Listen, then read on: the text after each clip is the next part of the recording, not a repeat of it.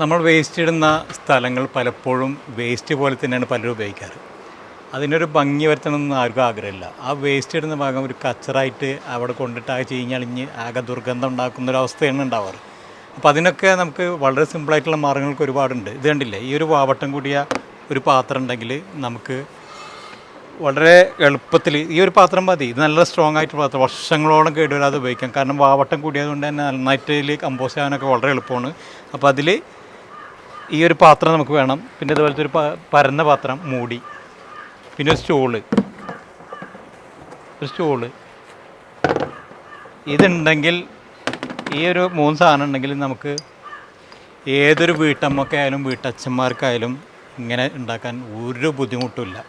ഇതെന്തിനാണെന്ന് വെച്ചാൽ ഇത് black soldier flies വന്ന് എഗ് ചെയ്യാൻ വേണ്ടിയിട്ടാണ് ഇത് നമ്മൾ വെച്ച് കൊടുക്കുന്നത്.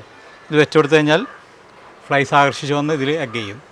ഇതിലാണ് നമ്മൾ വെള്ളം ഒഴിക്കുക. ഈ താഴത്തുള്ള പരന്ന പാത്രത്തിൽ വെള്ളം ഒഴിച്ചു കഴിഞ്ഞാൽ ഉറുമ്പുകളുടെ ശല്യം ഉണ്ടാവില്ല. ഉറുമ്പുകൾ കയറി കഴിഞ്ഞാൽ ഇവരുടെ എഗ്ഗൊക്കെ കഴിച്ചിട്ട് BSFൻ്റെ സാന്നിധ്യം കുറയും. അപ്പോൾ ഈ കമ്പോസ്റ്റ് ആവുന്നത് വളരെ സ്ലോവിലായിരിക്കും. അപ്പോൾ അങ്ങനെയുള്ള ബുദ്ധിമുട്ട് ഒഴിവാക്കാൻ വേണ്ടിയിട്ട് ഈ ഒരു പാത്രം വെക്കുന്നത് വളരെ നല്ലതാണ്.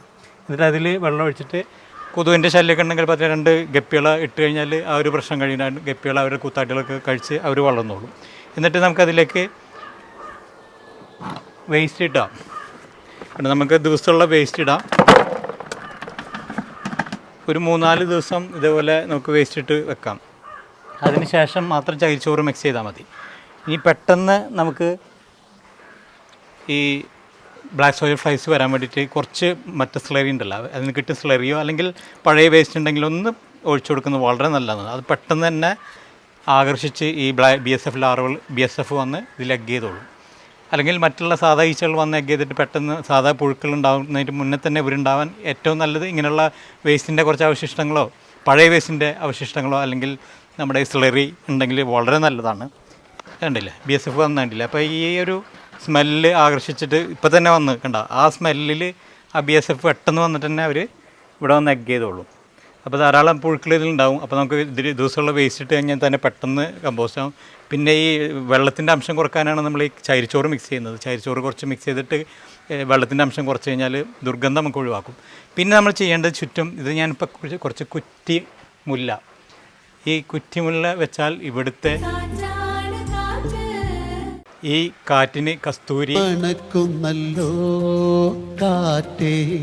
നീ വരുമ്പോ ഈ മുലകളുടെ തേൻ നുകരാൻ വേണ്ടി ശലഭം വരും, മധുരമാസ്വദിക്കും.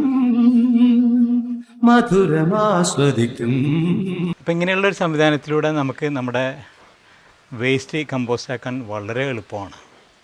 ഇത്രയും പണിയുള്ള. അപ്പം നമ്മുടെ പുറം ഭാഗം, വീടിൻ്റെ പുറകുവശം എത്രയും മനോഹരമാക്കാൻ പറ്റുന്നു അത്രയും മനോഹരമാക്കണം. കാരണം നമ്മുടെ അടുക്കളയിലൊക്കെ പണിയെടുത്തിട്ട് ഒരു ക്ഷീണത്തോട് കൂടിയിട്ട് പുറത്തിറങ്ങുമ്പോഴുള്ള ആ കാഴ്ച ഉണ്ടല്ലോ, ആ ഒരു പച്ചപ്പ് നിറഞ്ഞ ആ പൂക്കളൊക്കെ ഉള്ള ആ കാഴ്ച കാണുമ്പോൾ തന്നെ മനസ്സിന് വളരെയധികം സന്തോഷം കിട്ടുന്നൊരു കാഴ്ചയാണ്. അപ്പോൾ അങ്ങനെ എല്ലാവരും അവനവൻ്റെ മുറ്റം ഇത് കണ്ടില്ല. ആദ്യം ഈ ഒരു സംഭവം ഈ കുളത്തിലായിരുന്നു, ഇപ്പോൾ കണ്ടില്ല നമ്മളൊരു പച്ചപ്പ് വരുത്തി. അപ്പോൾ അതിനെ മാറ്റം വരുത്താനൊന്നും വലിയ പണിയൊന്നുമില്ല. നമ്മൾ ഒറ്റയ്ക്ക് വിചാരിച്ചാൽ പറ്റാവുന്നുള്ളൂ, വേറെ ആരും വേണമെന്നില്ല. നമ്മൾ തന്നെ മനസ്സ് വെച്ച് കഴിഞ്ഞാൽ നമ്മുടെ മുറ്റവും നമ്മുടെ വീടിൻ്റെ പുറകുവശമൊക്കെ വളരെ മനോഹരമാക്കി എടുക്കാൻ പറ്റും. അതിലൂടെ നമ്മുടെ വേസ്റ്റ് കമ്പോസ്റ്റ് ആക്കുകയും ആ കമ്പോസ്റ്റിൽ നിന്ന് കിട്ടുന്ന BSF ലാറുകളെയും കമ്പോസ്റ്റൊക്കെ ഉപയോഗിച്ച് ഇങ്ങനെയുള്ള പച്ചക്കറികളും പഴങ്ങളൊക്കെ ഉണ്ടാക്കി നല്ലത് ഭക്ഷിച്ച് ജീവിക്കാൻ കഴിയും. അപ്പോൾ എല്ലാവരും നമ്മുടെ വീടിൻ്റെ പുറകുവശം നല്ല മനോഹരമാക്കാൻ മറക്കാതിരിക്കുക.